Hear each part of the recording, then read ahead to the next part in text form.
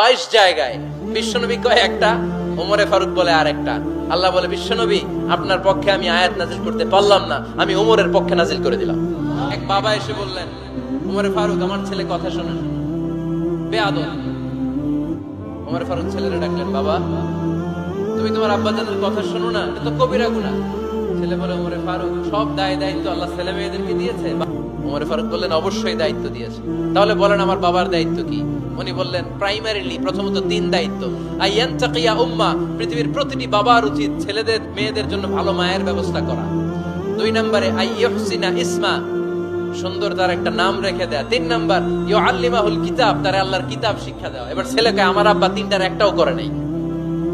এবার ওমরে ফারুক রেগে গেলেন, বাবার কাঁধে ধরলেন, বললেন তুই ছেলের জন্য বিচার নিয়ে আসলি, তোর 3টা দায়িত্বের একটাও তুই পালন করিস নাই। ছেলে বলে, আমিরুল মুমিনিন আমার মা নর্তকী, আমার মা মাজুসি, আমার মায়ের মধ্যে কোনো আদব কাদব নাই, সুন্দরী দেখে আমার মারে বাবা বিয়ে করছে, আমার মায়ের কাছ থেকে জীবনে কিছু শিখি নাই। 2 নাম্বার সাম্মানি খানফাসা, আমার বাবা আমার নাম রেখেছে চামচিকা। কি নাম রাখছে? এটার নাম হইলো একটা, এরকম উল্টা পাল্টা নাম আছে না? নাই না, এগুলো রাখবেন না। আব্দুল্লাহ রাখবেন, আব্দুর রহমান রাখবেন। আর একটা কি বলছি আজকে? হুজাইফা রেখে দিয়েন, পারবেন?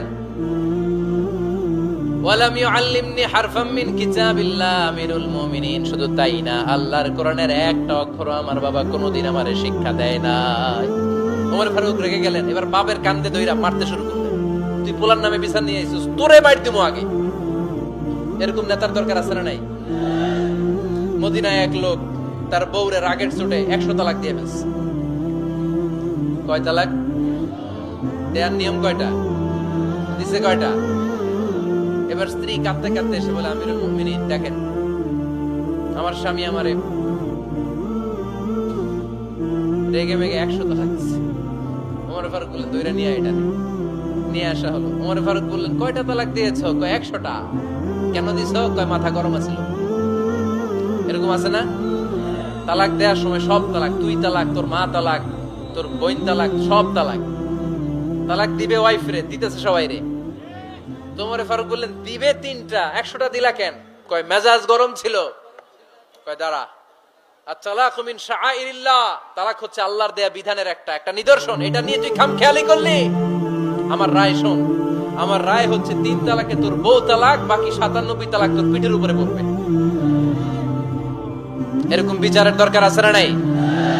এরকম দৃষ্টান্তমূলক বিচার যদি বাংলার জমিনে দেয়া হতো, আর কোন নারী ধর্ষিতা হতো, আর কোন নারীকে অ্যাসিড মারা হতো, আর কোন নারী যৌতুকের জন্য কান্না করত? একটা অমর লাগবে, বেশি না। কয়টা লাগবে? তিনি গভর্নর সিস্টেম চালু করেছিলেন, governor system, Islamic state. Bahrain, ইয়ামান, মিসর, কুফা, বসরা, মক্কা, মদিনা, এই 7 জায়গায় 7 জন গভর্নর পাঠিয়েছেন, তাদের থেকে তথ্য নিতেন। এই গভর্নর সিস্টেম উনি বানিয়েছেন। সাইয়েদনা আমর ইবনে আল-আস রাদিয়াল্লাহু তাআলা আনহুকে পাঠিয়েছেন মিশরে। মিশরে একটা দৌড় প্রতিযোগিতা হতো। ওই দৌড় প্রতিযোগিতায় আমর ইবনে আল-আস রাদিয়াল্লাহু তাআলা আনহুর ছেলে অংশগ্রহণ করেছে, কিন্তু এক মিশরি ওই দৌড় প্রতিযোগিতায় চ্যাম্পিয়ন হয়ে গেছে। রানার্স আপ হয়েছে আমর ইবনে আল-আসের ছেলে। এবার মিশরি ফার্স্ট আর গভর্নরের ছেলে সেকেন্ড। রাগের চোটে আমর ইবনে আল-আসের ছেলে ওই মিশরির মাথার মধ্যে কয়েকটা বাড়ি মেরেছে। মিশরি বলে, আমার মাল্লা কেন? তুমি খেলায় পারো না, আমারে মাল্লা কেন? কয়, আনা ইবনুল আকরামিন, আমি গভর্নরের পোলা, আমি যা বলবো এটাই হবে, আমার উপরে কথা নাই। মিশরি ওইখানে আর ঝগড়া বাঁধায় নাই, মনে দুঃখ নিয়ে মদিনায় চলে আসলেন।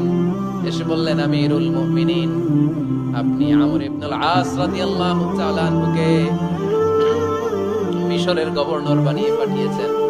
একটা প্রতিযোগিতায় আমি চ্যাম্পিয়ন হয়েছি, ওনার ছেলে হয়েছে রানার আপ।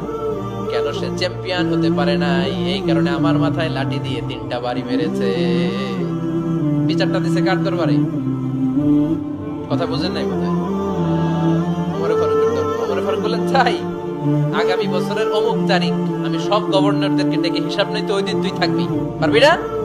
মিশরে বলে, পারবো মানে অবশ্যই পারবো। ওই দিন 7 রাজ্য থেকে 7 গভর্নর হাজির, গভর্নরদের ছেলেরাও হাজির, মিশরীয় হাজির। 7 গভর্নরের কাছ থেকে 7 এলাকার খোঁজ খবর নেয়ার পরে ওমরে ফারুক বললেন, আইনাল মিসরি, মিশরী লোকটা কই, এদিকে আয়। মিশরী সামনে আসার পরে বলল, আমর ইবনুল আস, তুমি মিশরের গভর্নর, তোমার ছেলে সহ তুমি আসো।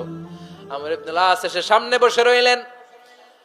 এবার বললেন, ও আমর ইবনুল আসের ছেলে, তুমি নাকি ইবনুল আকরামিন গভর্নরের ছেলে, তুমি যা বলবা মিশরে নাকি তাই হবে, তোমার নাকি অনেক দাপট। নিজে একটা লাঠি এনে মিশরীর হাতে দিয়ে বলল, এবার তোর মাথায় যতটা মারছে তুই ততটা গুনে গুনে মার, আমি দেখবো। আমর ইবনুল আস দেখবে, আমর ইবনুল আসের ছেলেরে তুই এখানে মার। সে বলতেছে, থাক, আপনি বলছেন এতেই যথেষ্ট, মারা লাগবে না, আমি মাফ করে দিলাম। ওমরে ফারুক বলল, খবরদার, মার, মার ওর মাথার মধ্যে। মিশরী ওমরে ফারুকের ধমক শুনে ভয়ে ভয়ে 3টা বাড়ি মারল। এই বাড়ি মারা দেখেও ওমরে ফারুকের হৃদয় ঠান্ডা হয় নাই।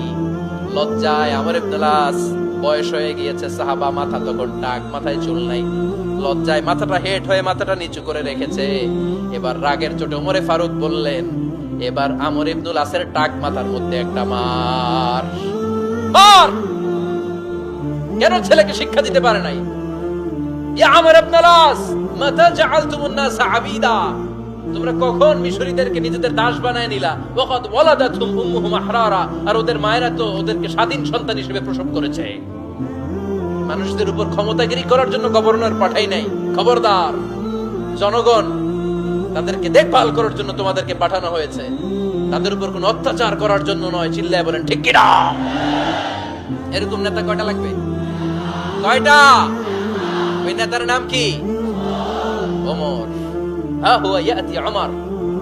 22 জায়গায় বিশ্বনবী কয় একটা, ওমরে ফারুক বলে আরেকটা। আল্লাহ বলে, বিশ্বনবী, আপনার পক্ষে আমি আয়াত নাজিল করতে পারলাম না, আমি ওমরের পক্ষে নাজিল করে দিলাম।